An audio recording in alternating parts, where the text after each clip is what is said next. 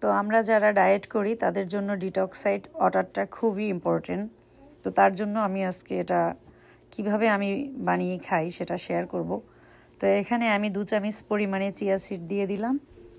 এখানে 1 লিটারের মতো পানি হবে, এর বেশি হবে না। একটা গ্লাসের আমি বটল নিয়ে নিয়েছি বড় সাইজের, এটার ভিতরে আমি পানি খাই। আর এখানে আমি কিছু পুদিনা পাতা, একটা লেবু আর কিছু আদা স্লাইস করে আর আমার বাগানের বিট থেকে একটা ফ্রেশ বিট দিয়ে দিলাম। এটাকে আমি এখন 1 ঘন্টা জাস্ট, এটার একটা ক্যাপ আছে ওটা দিয়ে ঢেকে রেখে দিব। তো 1 ঘন্টা পরে এই পানিটা জাস্ট আমি আজকে সারাদিন খাবো। তো এটা আমি 11টা-12টার দিকে বানিয়ে নিই, তারপরে আমি সারাদিনই এই পানিটা খেতে থাকি।